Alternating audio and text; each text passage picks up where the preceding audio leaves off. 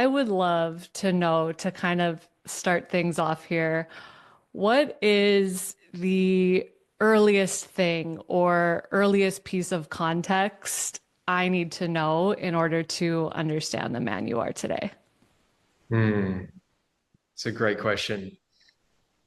It would be how much of my life was built upon the foundation of a little boy seeking to feel that he was enough and seeking to receive the love that was missing from childhood. And that was the deepest initiation for me was the pain and the suffering that came off the back of that as an adult, the disconnected relationships, the um, trying to build and create success from the place of that little boy trying to feel like he's enough. And yeah, just the pain and the suffering and the self-sabotage and all of that that comes off the back of uh, a broken foundation and a foundation that's got cracks in it. And as a man, then trying to fill those cracks with things today that you just can't fill today because those cracks are based on what you experienced as a child. Um, so yeah, that would be, what's initiated me down this path. Yeah, that feeling of not enoughness, I think, is such a core wound for so many of us. And I myself carried that belief and built up that story for so many years. And ultimately, built this stack of proof Mm. to bring that forth into fruition in so many different ways. And I also had a ton of love as a child. On the exterior, on the outside, like pretty perfect childhood to very loving parents. And even still, carried Mm. that belief through so much of my life. And so I would love to know just more like details around like how that expressed itself for you as a child. Like, what did that look like specifically? Mm.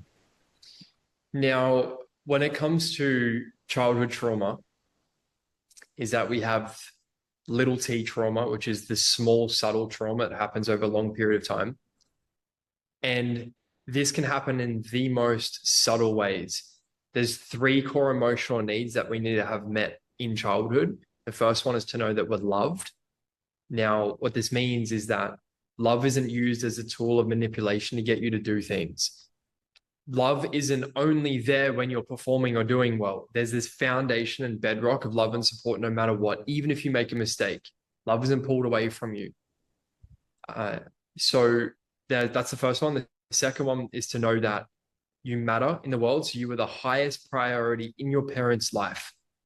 When we feel that there is something outside of us that's more important than us, that pulls our parents and draws our parents' attention away from us, like them being busy at work or having distractions or whatever's going on in their world, right? We're very narcissistic as children. Like we have to be to get our needs met.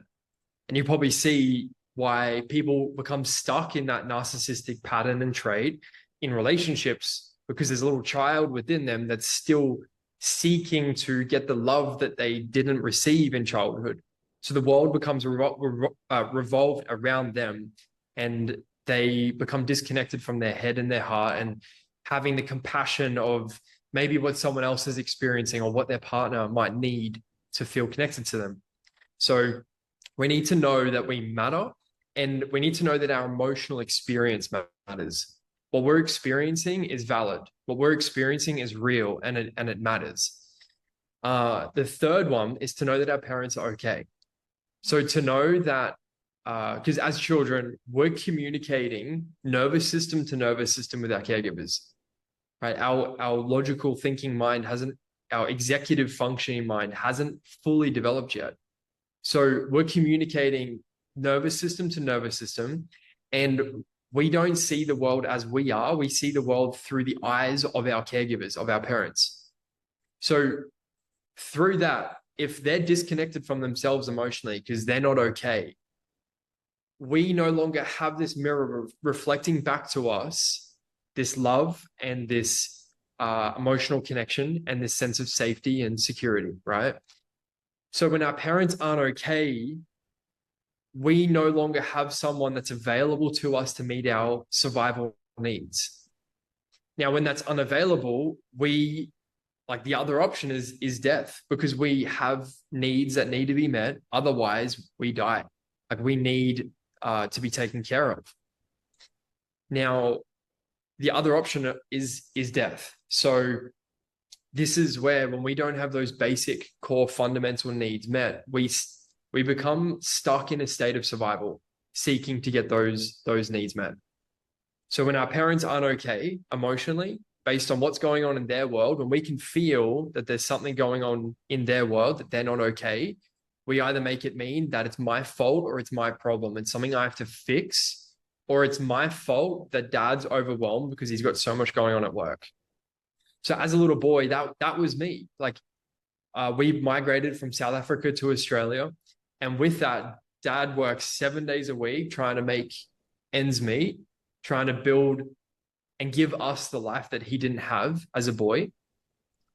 And with that, work became his life. And because he had a very, very stressful job, he would come home and he'd be overwhelmed. He had nothing left in the tank. And then me, as this highly expressive boy, I had so much energy and I was so passionate about anything that I was doing. I just wanted to just tell him everything about the day. And I'd come home and he didn't have the emotional capacity to hold space for that full expression. Now, with that, I started to feel that who I am is too much. It's overwhelming for my dad.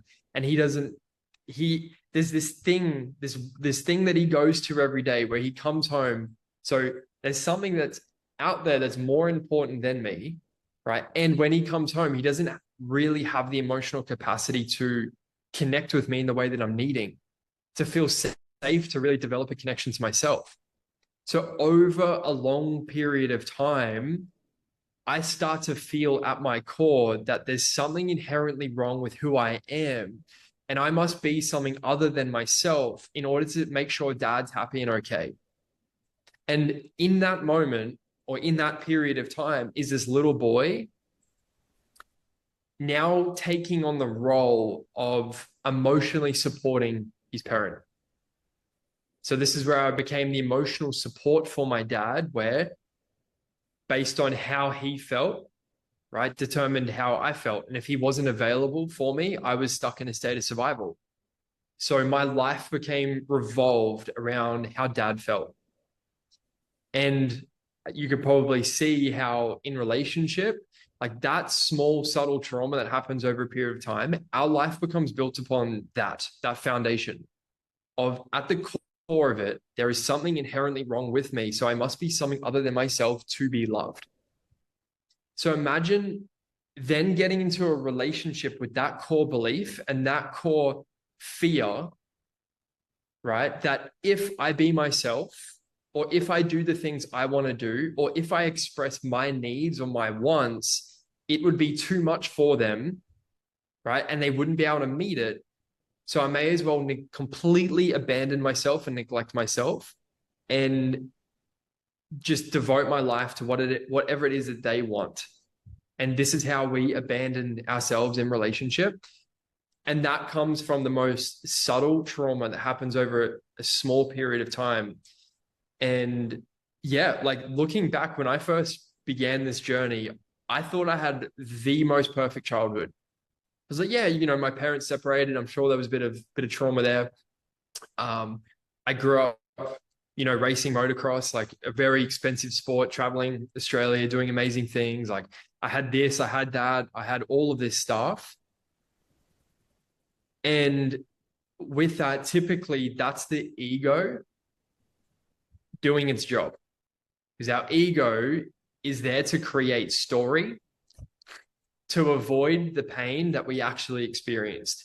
And the more that we deny and suppress and repress what we actually experienced in childhood, the more disconnected we become from that. Because that perpetuates then even more over time. So it's like there's a little boy or a little girl within you who's screaming for your love and attention and to be recognized and to be validated and welcomed. And the more we say, no, no, you're fine, your childhood was perfect, the more we actually are disconnecting from that younger part of us. And that younger part of us is who we are because we were once that little boy or that little girl. Yeah. Yeah, it's so interesting to me how because I see so much of my experience reflected in what you just said, and it's so interesting how we can bury those thoughts and become so disconnected from it, as you said, abandon those parts of ourselves and only allow the story of, oh, my childhood was so good.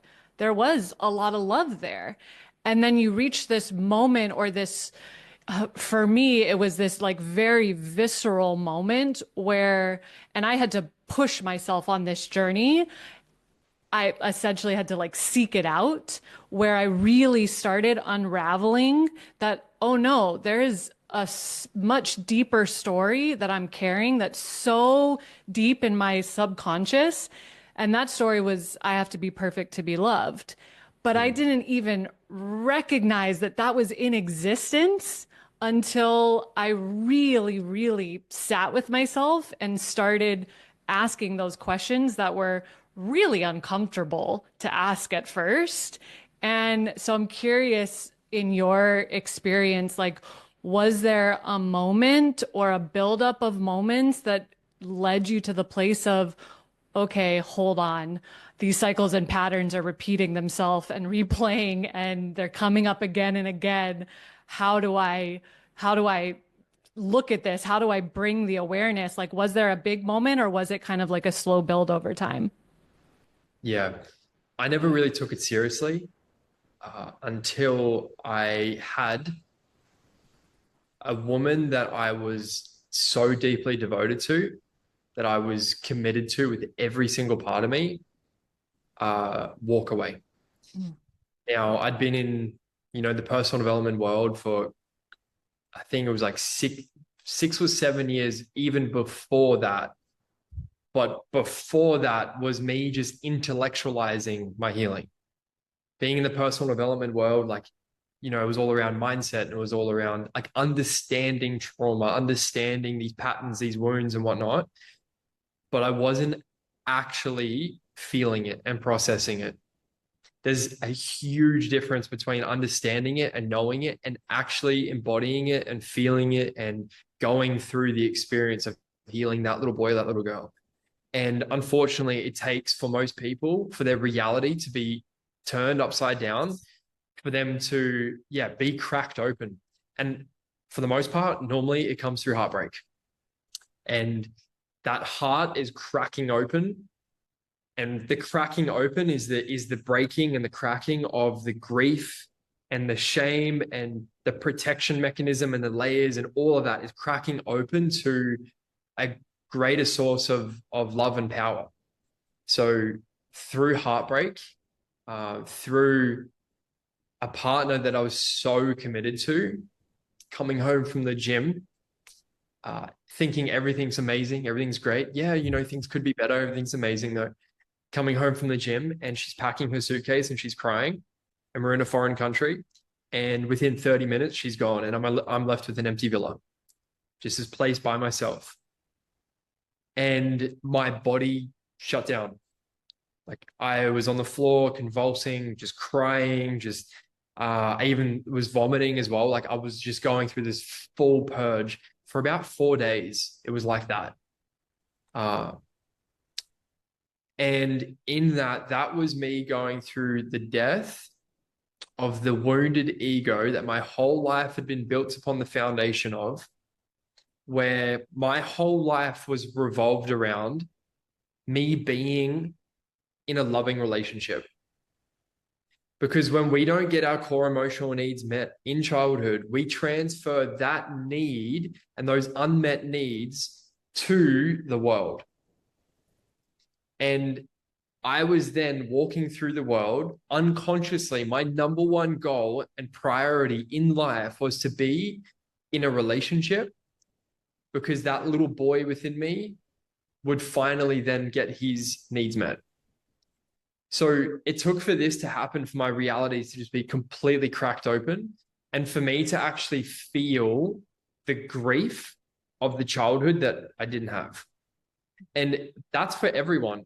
Until we actually grieve the childhood that we didn't have, the unmet needs of that little boy or that little girl, we will hold on to it. Because through grief is the letting go process and the acceptance. Acceptance comes after moving through grief. So my biggest the the biggest catalyst for me was going through that heart awakening and allowing myself, because even in that I could have turned to distractions. I could have just found another woman, or I could have just distracted myself with work and all of it. But it was a conscious choice of every single day I am going to lean in and face myself in this, because I know my greatest gifts, my greatest lessons are actually going to be on the other side of this death, of this hero's journey that I'm being initiated into. So, and unfortunately and fortunately, it's actually, I'm going to stop saying that because it's not unfortunate. It just is. Mm. And it's everyone's journey. But for the most part, what I've noticed, and by speaking with some of the biggest leaders in the world in men's work, most men wait until it gets to that point where it's painful enough and their reality just gets absolutely turned upside down before they lean in and do this work. And that's what it was for me. And for the most part, most of the men that I work with, they wait until this. And normally it's through relationships, because relationships are the closest mirror, second to children, the closest mirror that we actually have to that little boy or that little girl within us that's actually the one that's running the show. Yeah, wow, what a powerful story. And the human experience is so fascinating to me that it actually requires a death.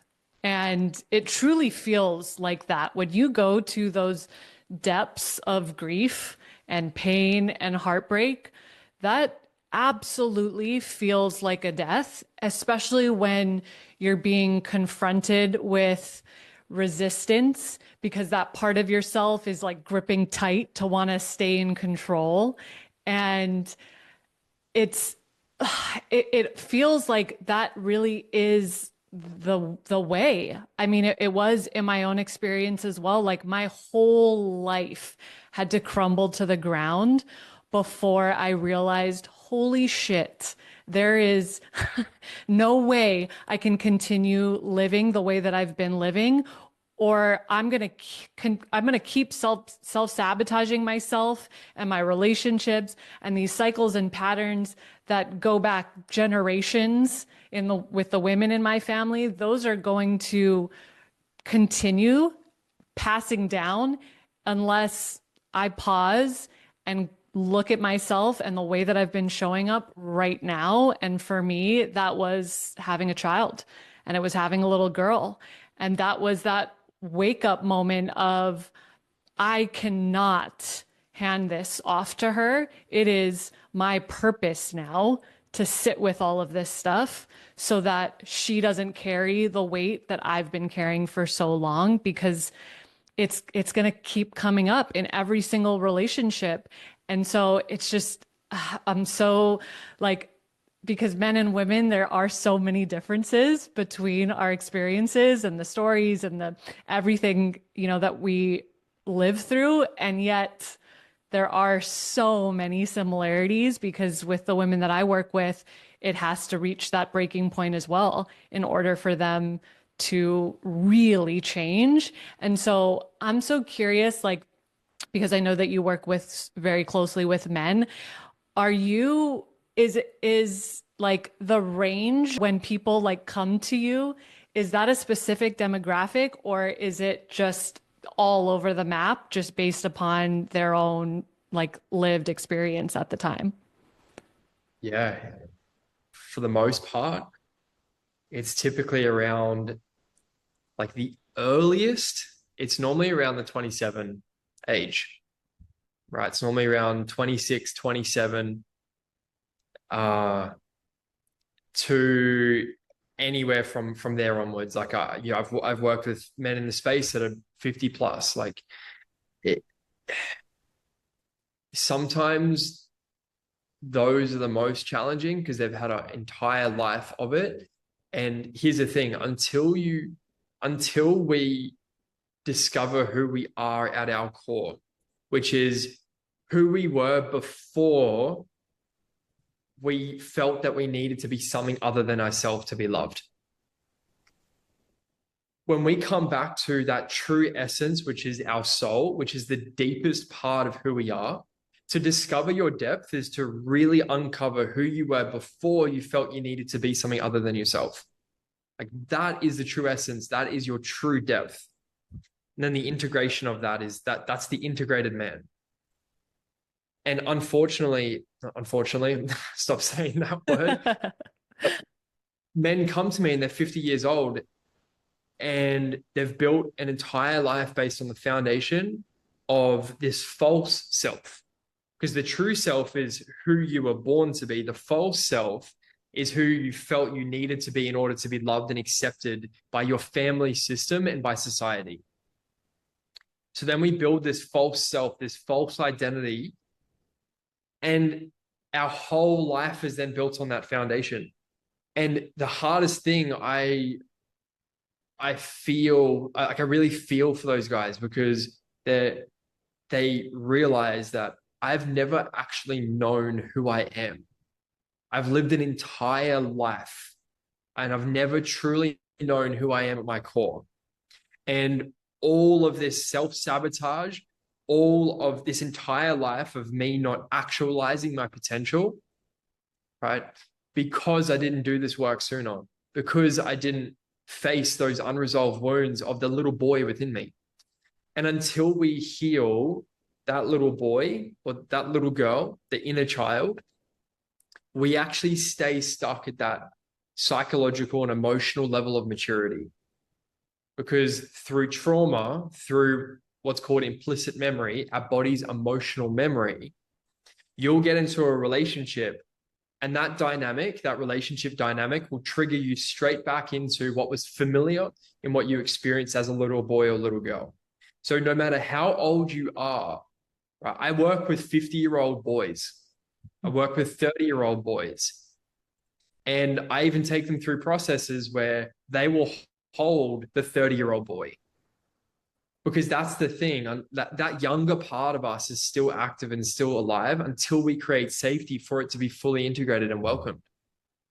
And I would say, yeah, so to answer your question, it's quite a range. The earlier, the better, because they can completely change the path of their life. And also it's each and everyone's individual karmic journey as well. When the student's ready, the teacher will appear.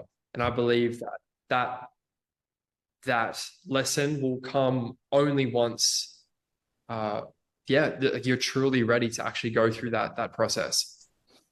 Yeah, I fully agree with that. And I'm so curious to hear your thoughts because having a child really does crack open every aspect of life because you're now responsible for this perfect little being and you want to protect them and shield them from all of the things that you experienced. And it also opened my eyes so wide to how so many of us aren't set up to succeed. And what I mean by that is like the system doesn't set us up to stay connected to our heart, to stay connected to our body, to our magic.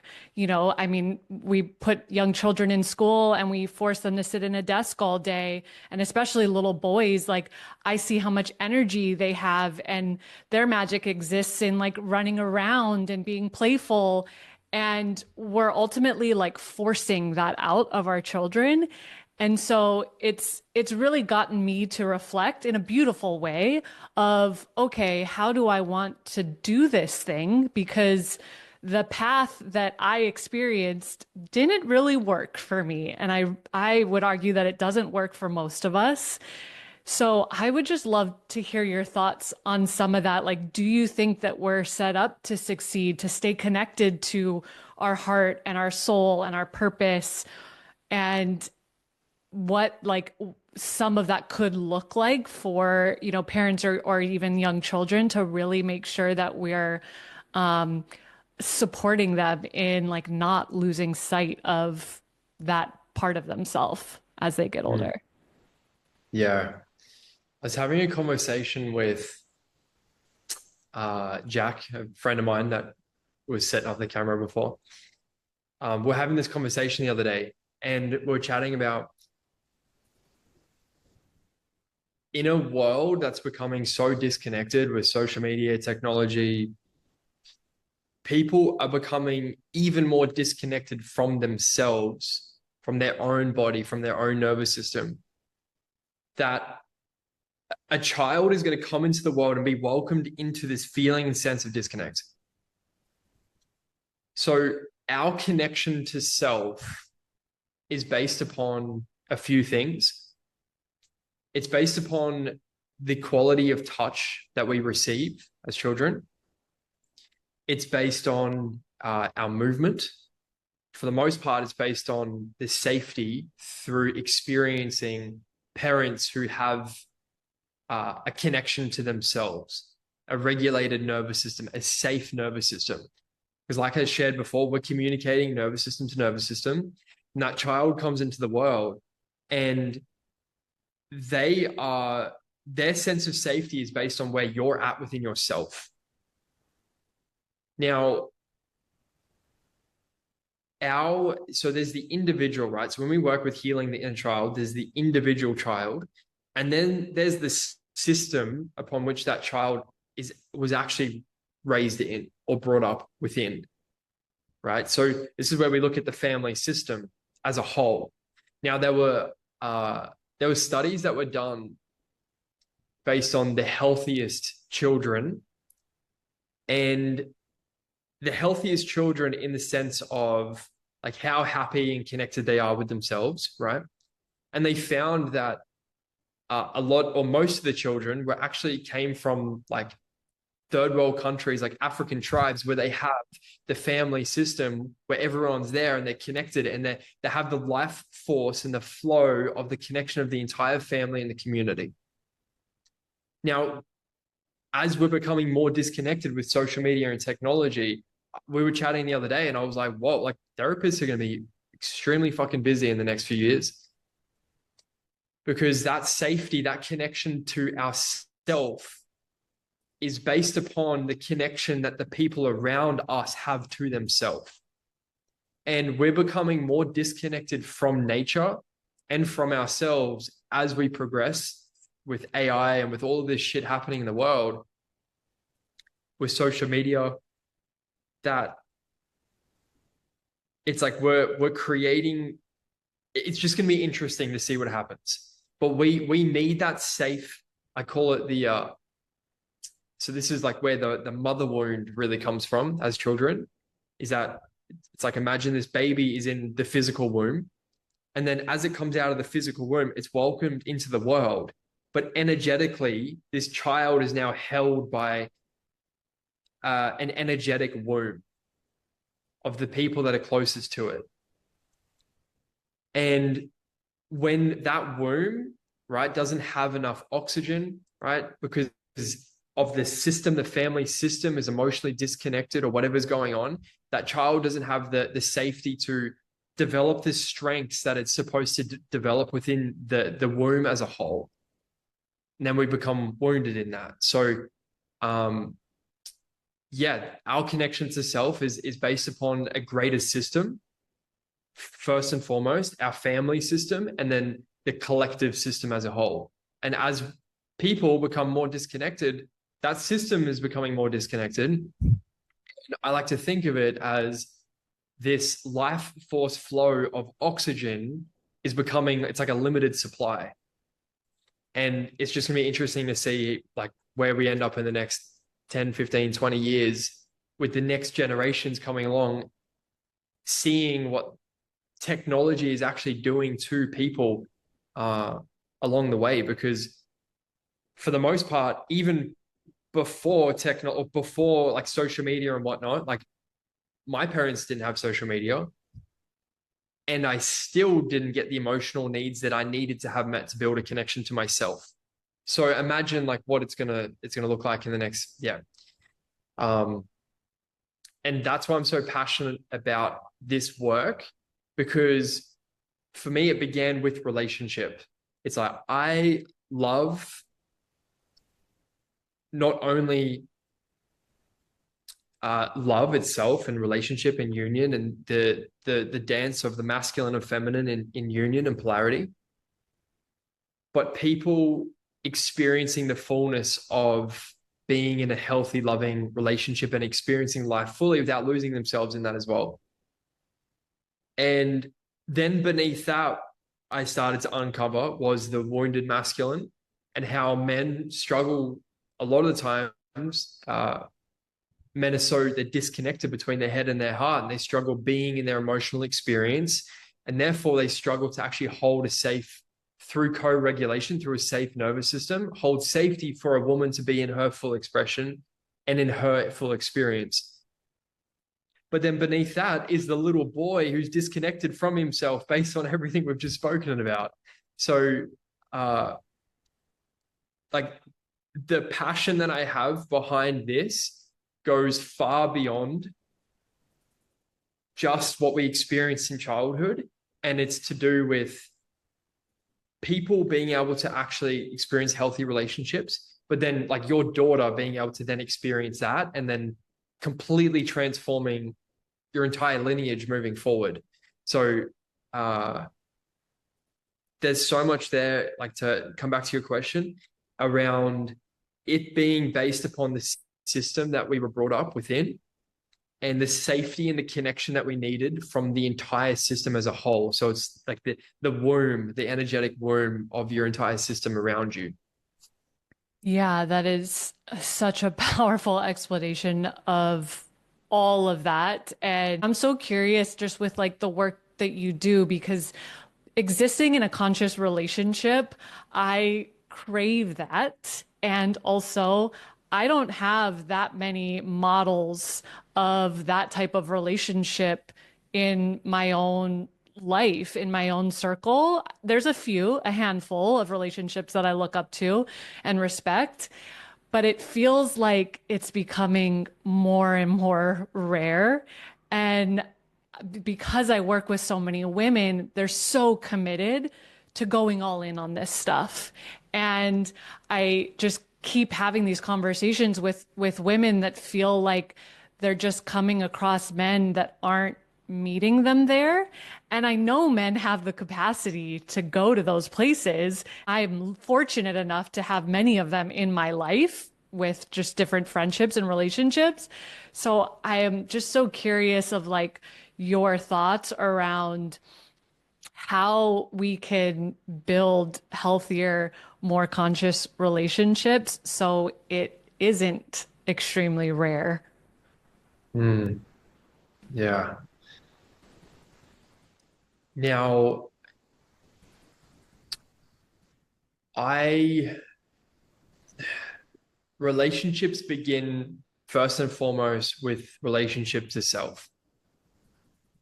So I don't specifically teach relationships. I teach a man being so deeply connected to himself. And the byproduct of that is him choosing a healthy relationship. Now, with that, before being in a healthy, committed relationship and choosing that, to be able to fully choose a healthy relationship, you must first choose yourself and truly face yourself in that. Because if you don't know who you are at your core, if you don't know your core wounds that you experience in childhood, if you don't know that true essence of who you were before you felt you needed to be something other than yourself, you don't know what safety actually feels like in your own body, in your own nervous system. You don't know what it is that you need to be met in a relationship to feel safe in that dynamic. So it's first and foremost cultivating that relationship with yourself. And that's what I teach men. And the power of that is, I mean, actually attracting in a partner and finding the right, like that's a whole other story. And, I'm not currently in relationship right now because I'm in that phase right now of being open to the right person who can fully choose me because I've fully chosen myself. And yeah, it is rare. I am finding it's rare to connect with people at the depth to which I wish to be chosen at. But previously, and for the most part, people get into relationships to just fulfill something within them, even when it's not a full fuck yes for them. Right? Now, when a man meets the depth of himself, understands who he is at his core, heals that little boy within him, and knows what he's inherently worthy of receiving and what a healthy relationship actually looks and feels like, he will naturally, and this is the same for a woman as well, you will naturally then be in the position to be able to choose someone who can actually meet you in relationship. And if you can feel that someone doesn't have the capacity to fully choose you or meet you, that's okay. And you can step away and walk away from something that isn't a full fuck yes or doesn't fully serve you. So that's been it for me. There's been a few connections that I've had, been super intentional about, where they haven't had the full capacity to meet me to the depth to which I choose to go with a partner, or vice versa. I don't actually feel like I can choose them fully. And sometimes that's the hardest thing, is saying no to something, right? Because and that's that's like a masculine embodiment practice 101. For you to not live on for you to not share your fantasy of what this relationship could be with her and actually protect her heart in the journey by you living in integrity with what it is that deep down in your core. Because, and this is speaking from a man, when like when it's a full yes, it's a full yes in your gut, and and you choose that person. You choose them through their wounding, you choose them through all of it. So when I work with men and there's that slight part of them that's like, I just know it's not right, I'll walk through the process with him of creating that separation.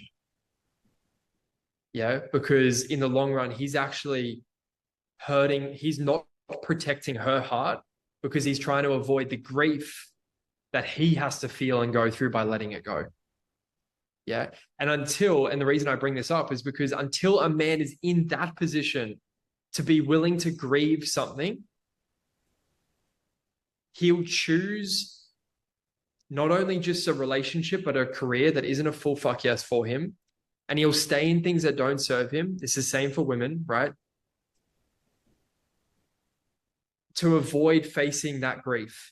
And when you have the willingness to actually lean into that grief, then you can fully choose someone. Because then you're able to say no to something that isn't a full fuck yes, and you're able to set boundaries because you have the ability to, if someone can't meet those boundaries, you have the ability to walk away if not.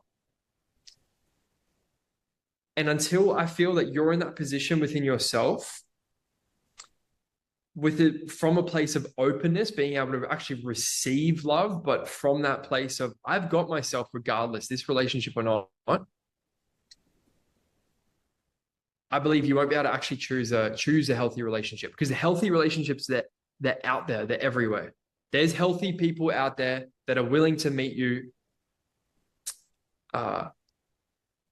But until you're operating at the same resonance as those people, you won't attract that into your reality, into your world. So right now, what I'm experiencing right now is, and I'm always like super, I'm an open book with my embodiment and where I'm at. Um, I know that the woman that I will choose to be in partnership with, she right now is being super intentional with her energy. She's being super intentional with her time. And in order for me to call that in, I must also be doing the same. So by me dating all of these women and being open and being the ungrounded little boy just looking for love and attention from all these women energetically, I'm actually repelling that woman from coming into my world. Yeah. So if you're not in a relationship right now, I would suggest lean in to you cultivating that depth and connection within yourself to where you're okay with or without a relationship. And only when you don't need it, then it's going to come in. Yeah. Yeah, yeah. That what you said around when you know, it's we've become so disconnected from that. And again, like when you move up to your head, the our mind can come up with the most elaborate reasons as to why this is your partner or why this relationship will work. But the heart or your intuition is always going to be whispering in the background until you start listening. And ignoring those red flags is only going to prolong the inevitable. And again, as you said, if you're filling that space with relationships that are not in alignment, there isn't any room for that person to come in or to walk into your life. And so, yeah, the work that I guide women through is around creating wholeness within themselves, coming to a place of feeling so full with who they are that they don't have a need for somebody that doesn't feel right. They can see that from a mile away, and there's not even a need to entertain it because it disconnects them from themselves. So I would love to hear from you, like, is there something that you wish women knew about men? And this could really be anything, but I just feel like there is a misconception, there's a disconnect where, and I'm sure it goes both ways, but women create these stories in their mind of, as you said, like there aren't enough good men out there who are healthy and healing and committed to personal growth. And I reject that with every part of my being because I think the more you tell yourself that, the more that's going to come to fruition. So I would just love to hear from you. If there was something that you wish women knew about men, like what would that be? What I wish women knew about men is how much men actually just want to love and provide and give a woman the entire world. Like at the core of every man that I work with, all he wants is for the absolute best for the people that he loves most. He like I've never met a man who has said to me that or it's never not been a thing where he doesn't want to be the safe space for his partner, or he doesn't want to create an incredible, beautiful life so he can live this amazing life with his partner. Like they want to, like we're providers in our nature. Like we just want to give. Survival is more important than that, though. So when a man is operating from the consciousness of the wounded little boy or the wounded inner child, it's more important for him to stay in alignment with those core beliefs that he has about himself, of not being worthy enough and not being good enough, right? And the unresolved shame, the fear of abandonment, and all of that will keep him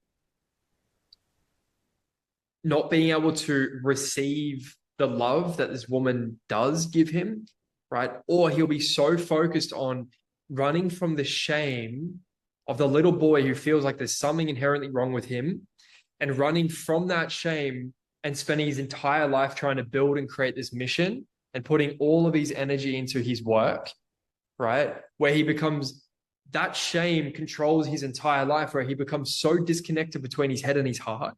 And then he'll be in a relationship where a woman just wants to feel him. So the one thing I wish women knew more of was how much men actually want to love and provide and give and be that safe space.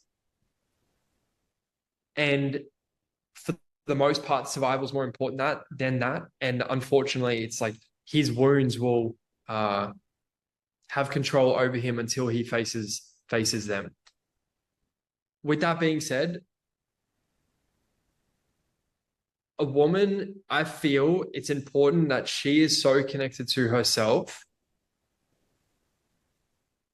and to her intuition, where she doesn't just trust the words he says, but she follows his actions, if that makes sense. Because a man will show you through his actions where his commitment is. Mm. I've been that man before in relationships where I've said things, but my actions have been completely different. Right? Consciously, I want to be with you because, right, this is what my ego is saying. Consciously, I want to be with you because deep down, I actually fear admitting the truth that this is not the right relationship for me. So consciously, I want to be here because that's safety and survival. That's what my ego is developed for, right? But the 95% of me knows that I don't want to, this isn't the relationship for me. And I'm too busy running away from my shame that I'm not good enough. And now I'm just trying to create the success in the world, right? Like I've been that before. That was me. And a man must be willing to go through that ego death and own that deeper truth that's actually beneath the surface and protect the heart of this woman that's on the receptive end of this. But she must also be able to trust and follow and look at his actions over his words. I've had women before bring it to me, be like, hey, like I just wanted to bring to you that I don't feel that your actions are aligning with your words. And I was like, okay, let me go check in with that. So here's the thing when it comes to the safe, healthy masculine. It's not that he's not going to get it right, right? He's going to fuck up sometimes. But the safe man will check in with himself and come back to living in integrity with himself. The unsafe man will deflect and defend himself or react or shut down. So it's not that a safe man is going to get it right 100% of the time. A safe man he's open and receptive to him coming back to his integrity. So I've had that before where I've had a woman bring that to me. I'm like, let me actually check in with that. And I sat with the deeper truth that was actually there. And I was like, whoa, that's the power of the feminine. The feminine typically knows before a man. And I've had a woman before bring that to me and I'm like, you're actually right. I haven't been creating this space to sit with my deeper truth. And I'm sorry, like this is not a full yes for me.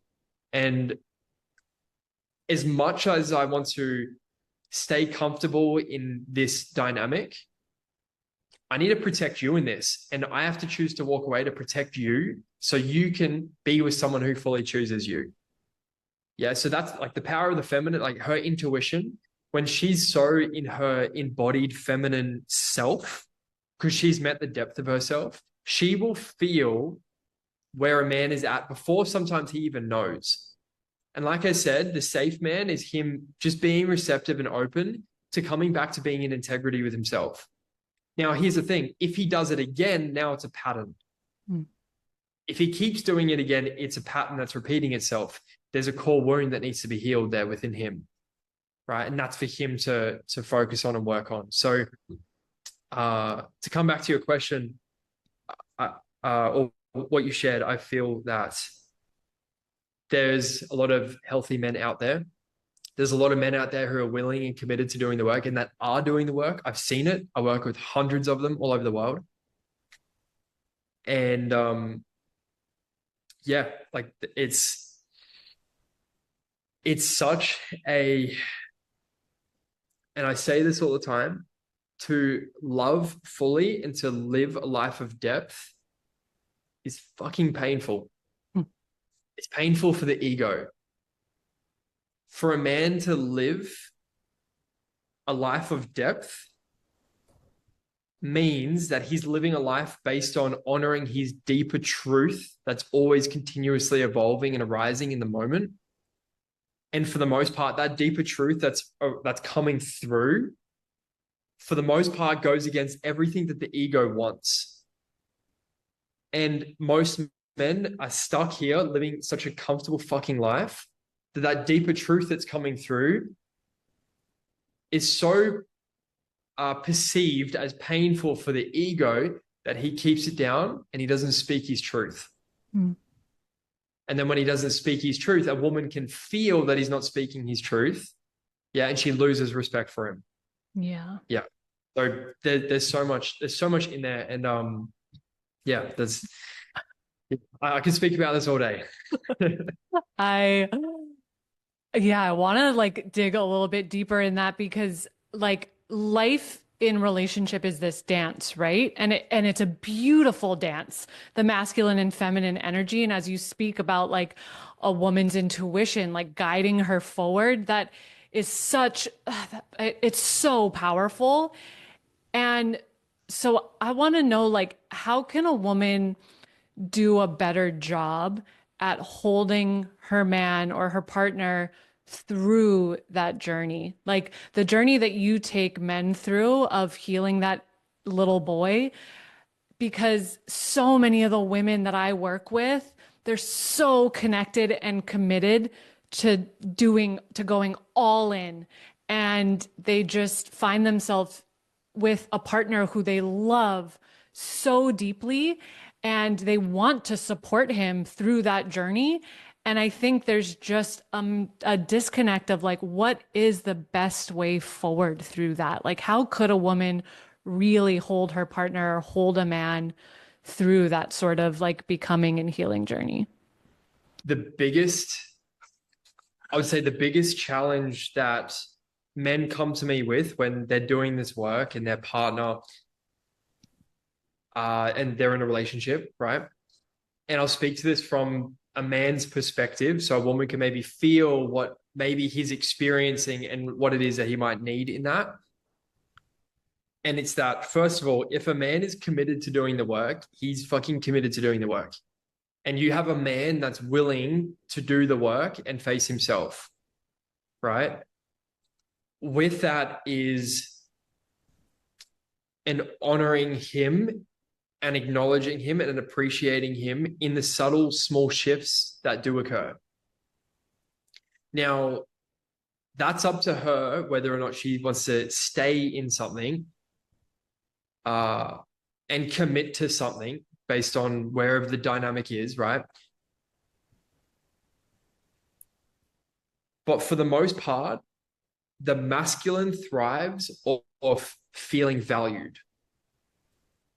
So when a man feels that what he has to bring to the table is being appreciated, respected, and valued, he feels free. And he'll want to do more of that.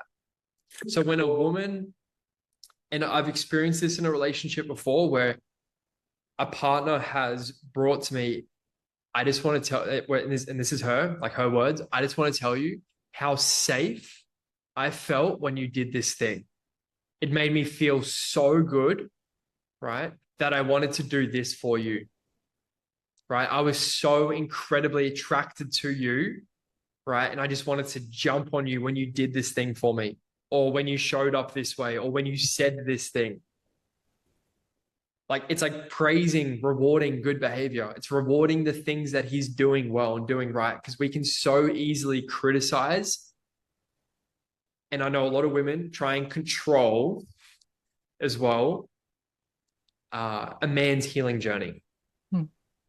And instead, her committing to her own journey and honoring and owning and valuing and respecting the small, subtle shifts that he is making over a long period of time. And here's the thing: if he's not really making those shifts, one, he's probably not doing the right work, um, or two, he's not willing to change, Mm. right? Because when men are doing this depth of work that I take them into, they are going to change on a cellular level. Like their entire being is going to shift and change within a couple of months. And that's not saying, and here's the thing, it's super important to really highlight what I shared before.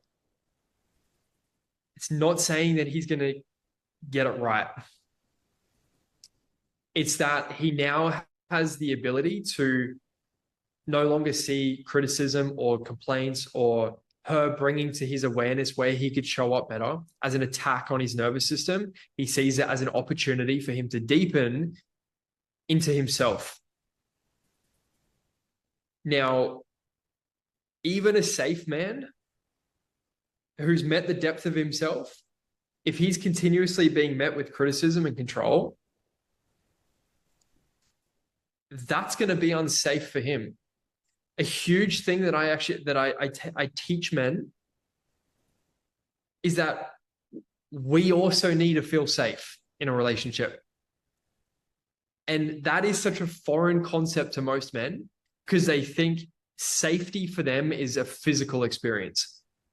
What do you mean? Like, of course I feel safe. I know that, she's not going to kill me or whatever, right? She can't physically hurt me.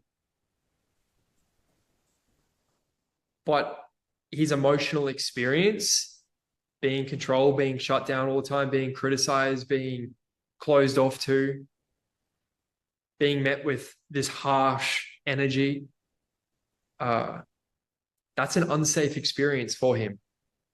Yeah. So it's so important that men also understand that they also need to feel safe in a relationship. And yeah, it's does that cover yeah. Yeah, it totally does. It's just it's such an important piece of relating with one another, of understanding, oh yeah, the words that I communicate or the energetic exchange that I have towards you is rippling into our relationship. And it's either lifting your partner up to continue leaning into this stuff, or it's creating this disconnect. And I truly believe we're all just craving deeper levels of intimacy and connection with one another. We want to go to the depths of the parts of ourselves that we once thought were unlovable. And that's how we create these like really beautiful sacred unions that I know every human on this planet is looking for at the end of the day. And that doesn't necessarily have to even be a romantic relationship. That can be through friendship. That can be through seeing someone or holding somebody through something really difficult or challenging. And they feel, as you said, they feel safe to show up in their full expression in whatever way that is. So yeah, this stuff is just I'm so passionate about all of it. And I feel like you and I could talk about this stuff forever, but just to kind of like close this conversation, I would love to hear from you. If you were able to go back and speak to that younger version of yourself that was that was going through heartbreak, that was really in like the depths of the dark parts of who you were, if you could go back and talk to him, what would you say? I wouldn't say anything. I would just hold him because that's what he needed in those moments. And I wouldn't change anything that I've experienced or got and that I have gone through because it shaped me into exactly who I am today, right now, here on this podcast. So there's nothing I would do or say, but it would be to just hold. And what I really mean by that is to hold the younger part of me, right, who needed that love and needed that connection and to feel that safety and security through this safe masculine figure that could just hold him without needing to say anything, give him advice, tell him what he could do better, tell him what he should do. It's like to just be held. Love that.